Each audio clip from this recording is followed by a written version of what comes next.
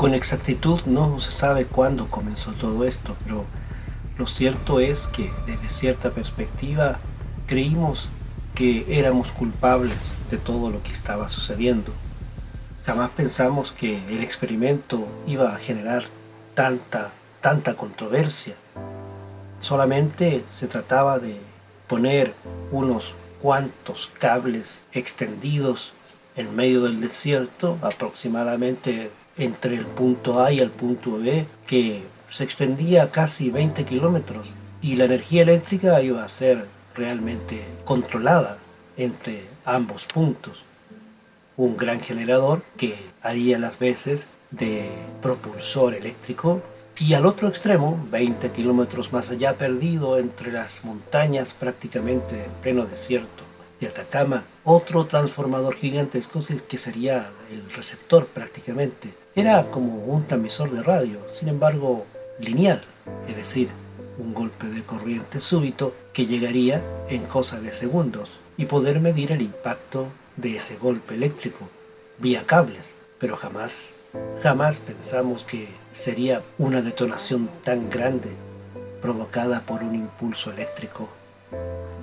El agujero quedó prácticamente profundo, casi 20 metros de profundidad y más de 300 metros de diámetro.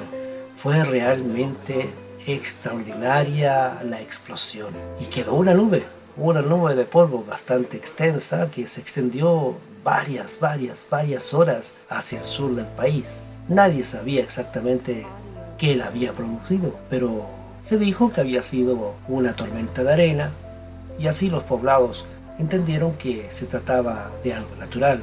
Pero el problema comenzó después, pues el agujero, al parecer, detectó que algo extraño había bajo la corteza terrestre.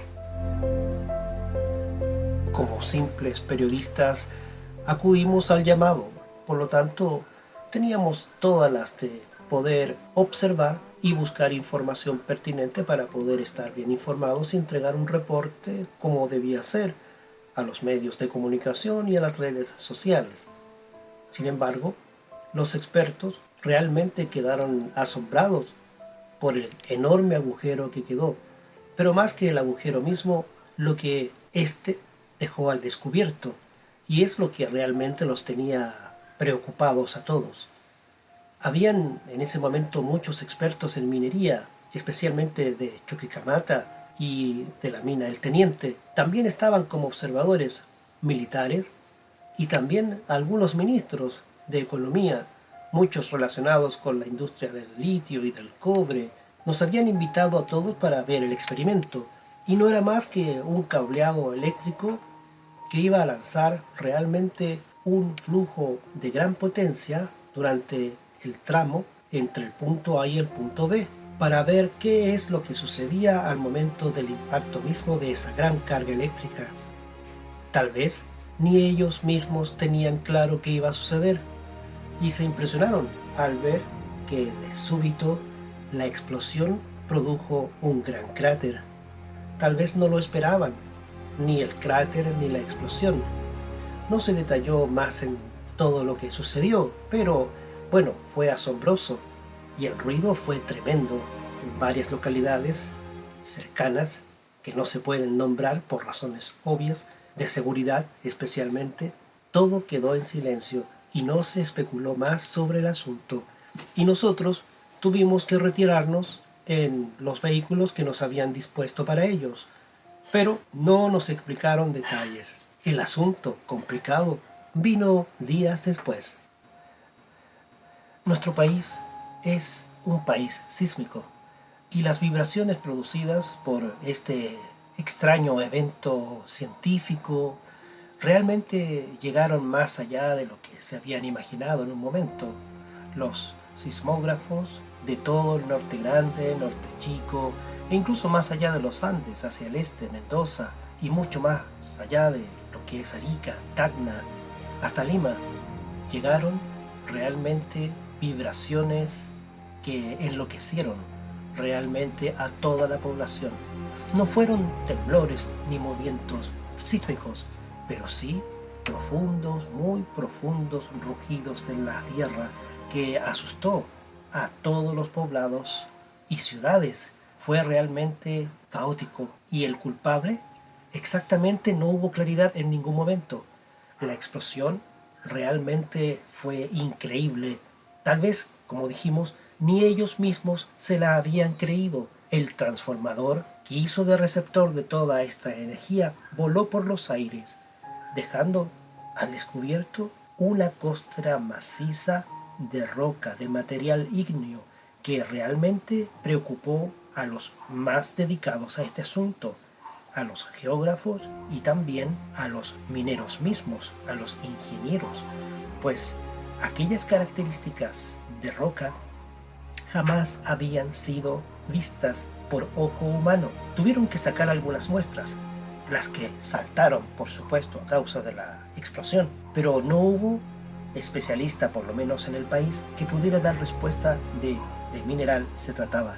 Veíanse como huesos gigantescos. Para otros no eran más que relieves fosilizados de inmensas planicies, posiblemente acuosas, que fueron secándose a través de los miles de años que transcurrieron. Pero, ¿qué explicación se le iba a dar a todas las grandes ciudades que habían recibido esta vibración subterránea, este ruido conmovedor subterráneo que produjo indudablemente pánico, pues el sonido fue demasiado profundo, demasiado aterrador? ¿Qué explicación se daría? Pasados esos días, nos encontramos tiempo después en el Hotel Antofagasta, en la ciudad de Antofagasta. Ya habían transcurrido más o menos 2 o 3 semanas, si mal no recuerdo, y ahí escuchamos muchas, pero muchas historias muy distintas unas de otras, y la verdad es que no sabíamos cuál realmente era la verdadera, pero algo claro teníamos: no era lo que nos habían dicho, lo que había sucedido en pleno desierto. El experimento aquel consistía, tal vez, por lo que se logró entender en algunas conferencias de prensa posteriores, era sustituir a aquellos elementos químicos que conforman los explosivos, las llamadas tronaduras, y estaban realmente dedicados a ver de qué manera el potencial eléctrico podía ir reemplazando poco a poco la dinamita o los explosivos, para así hacerlos más eficientes, tal vez más dirigidos hacia lo que ellos querían. La verdad es que esa fue una excusa bastante estúpida para muchos de los entendidos. Pasó el tiempo y yo regresé a Santiago y el asunto quedó en el olvido. Pero años después, algo curioso sucedió, pues en un pequeño diario local, regional del norte de Chile, concretamente en Antofagasta nuevamente, apareció un artículo y luego una pequeña crónica de un tal Nacho. Cierto es que ese tal Nacho al parecer era un nombre ficticio o un personaje ficticio que había escrito una pequeña crónica o había redactado un pequeño reportaje en donde hacía alusión a este extraño evento hacía mucho tiempo atrás. El texto, básicamente, indicaba de que durante esos días, cuando todas las autoridades, todos los presentes, tanto periodistas, medios de comunicación, autoridades y expertos en estas materias, alejados ya de toda esa bulla publicitaria y mediática, intentaron perforar esa costra que había quedado al descubierto, esa costra de mineral extraño o esa losa extraña que había quedado al descubierto, y lograron realmente perforarla unos cuantos centímetros, ni siquiera metros, pues su dureza era realmente extraordinaria. Según se dijo, era una especie de mineral extraño, distinto, que incluso no estaba categorizado dentro de la tabla periódica, es decir, tratemos de considerar eso como algo extraordinario de acuerdo al artículo. Posteriormente indica este breve relato que al perforar esta costra, este mineral, lograron tal vez cruzar algunos centímetros de esta, en donde pudieron encontrar una cavidad enorme de la cual emanó una especie de gas, un gas que rápidamente lo envasaron a través de distintos dispositivos que habían estado ya preparándolo. lo que hace pensar de que esto ya estaba visto desde antes. No era una cosa casual, ni tampoco había sido un experimento. Rápidamente, con dispositivos especiales tecnológicos importados, pues nuestro país carece de esa tecnología tan avanzada, lograron envasar este gas en cilindros así tal cual que conocemos de gas licuado para nuestras estufas y nuestras cocinas. Y lo extraordinario, de acuerdo al relato, es que al igual que un pequeño globo inflado con helio flota, lo extraordinario de este relato es que llenaron prácticamente uno de estos cilindros de gas y el cilindro comenzó a elevarse suavemente a unos 2 o 3 metros. Es decir, esto parece increíble, pero el cilindro de gas de los tradicionales que nosotros conocemos de 15 kilos comenzó a flotar por sobre los 2 metros de altura y eso causó expectación y también curiosidad para determinar qué elemento físico era lo que estaba saliendo desde esa cavidad.